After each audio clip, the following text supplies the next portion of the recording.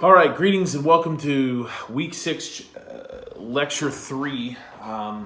So far, we've talked about the nature of the things that we can't share and the assumptions that we make with those we live in a post-Christian culture with, and the way that that impacts the kinds of relationships we forge. And we also addressed the nature of authenticity as good newsers. Then we moved on in lecture 2 to talk about the nature of community as the means through which we good news. So we talked about how community in of itself is compelling and captivating, and how it's the call or the invitation of people to belong before they believe. And I really want to now move our attention to this idea of the social location of neighboring. So I want to confess something on the front end that I in some respects I'm embarrassed about, but I do believe I need to talk about, because I think there is a tendency, given the kinds of measurements of success that we make in the culture that we live in, to do the very thing that I want to share with you. So for a long time, when I was pastoring, or especially early on in my pastorate, I wanted to be on a staff, and not necessarily I didn't have to be the lead pastor, but I wanted to be on a staff of the church where it was happening. You know, the kind of church where people would drive 30, 40 miles to come to that church, that they would recognize that church is like this epicenter of God's holy movement. And we had the great resources and the money and the opportunities and the options, all of which went with this place that people would leave where they are and come to, right? I wanted to live that out. I wanted to flesh that out in my own life. And I got to be honest with you, I think that was shaped by the metrics and the significance that is placed upon church growth, rather than it necessarily was the kind of impact that would have upon the lives of those that were coming, or especially the places from which they came. As I've grown in ministry, I've come to trust that means of doing church less and less. Now, I don't mean this as a critique of mega churches, of church growth movements, or even those regional driving churches. There's perhaps still a place for those in the extended nature of the Christian church. What I want to challenge is the assumptions that to be the church that drives into a community, from a community, only return back to the community, only to live, sleep, and eat, but with little impact in that community. Does that really mean that we are the church? And what I tend to believe is that a church that leaves its location to go to another location for a consumer-oriented experience, but then returns back to that community with no sense of missional impulse, fails to live out the core components and capacities of what it means to be the church. And that I find to be exceedingly problematic. It's the reason why we can have churches of, I don't care if it's 300, 500, 3,000, 5,000, 20,000, that can exist in a community, and people can be touched, and lives can be changed in the terms of personal individual morality, and yet the neighborhoods, the context, the locations, the dirt in which people find themselves living is changed very little. And so the context, the systemic places that people live in remain untouched and unscathed by the good news of Jesus Christ. We saw this happen within our tradition in some really important ways that I don't think we talk about often enough.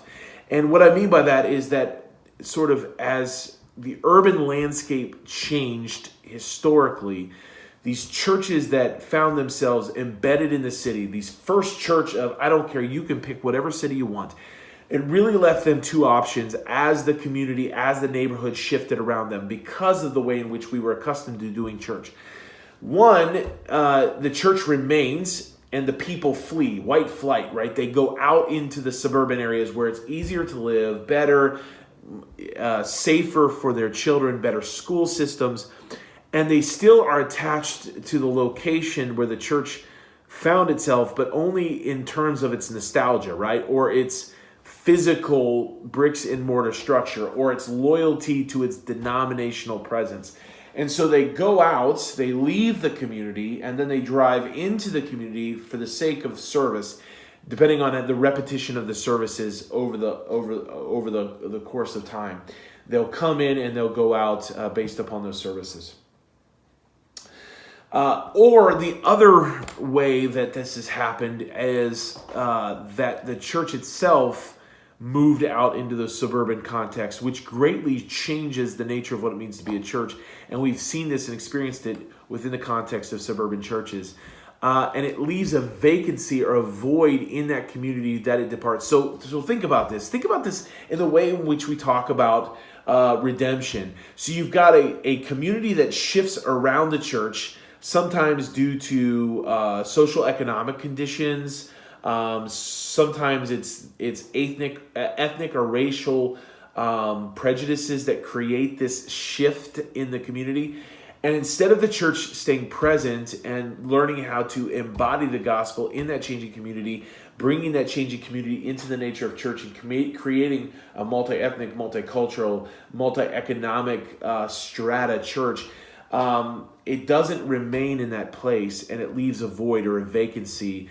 And I believe that the community and the neighborhood suffers as a result of that. So what I want to think in terms of is, what does it mean to shift our attention away from a regional drive-in mode of doing church, in which it requires a heavy amount of resources, large buildings, a lot of money, great big staffs, and ultimately it just simply serves to provide spiritual services for those in need, if you know what I'm saying there.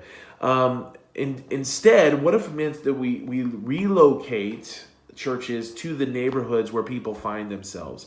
Now, this changes the dynamics of church. You might not have the large church with all of the bells and whistles and the cool programming and the great worship experiences in which you spend 30 hours a week, all for 1 hour of worship. You may have smaller congregations, lay leaders. You may have to invest in those people to create a dynamic where they are leaders in their communities, and the resources might change. But what might be the impact if those churches were to exist in those neighborhoods, and to take those neighborhoods seriously, and they begin to recognize that where a person lives, the context of the neighborhood that has shaped and formed them, creates both possibility and limitations, dependent upon the nature of dysfunction, depending upon the nature of systemic ills. What would it look like for Christians to take seriously their neighboring within a specific neighborhood, recognizing that their neighboring should ultimately and eventually impact that neighborhood? I think that becomes a really important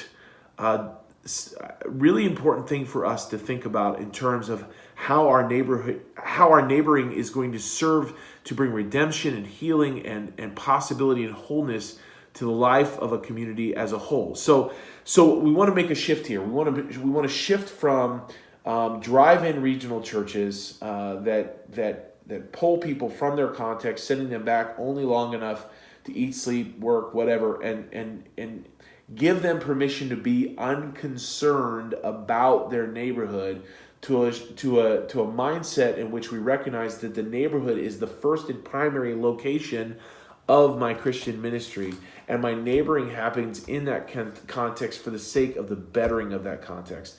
And so we're going to look at that through the lens of a few key theological concepts that I think work well to move us towards what we call community development, which will be our last couple weeks. So again, there's been sort of movement in this course where we've looked at the things that keep us from neighboring. We've explored theological concepts. We've worked through the nature of how we approach neighboring one-on-one. We've looked at the communal nature of neighboring. Now we're going to talk about how we bring redemption, healing, restoration, reconciliation, and a sense of God's purposeful and meaningful healing to an entire community. So we'll take that step starting with the last of our lectures in week 6, which will be lecture 4.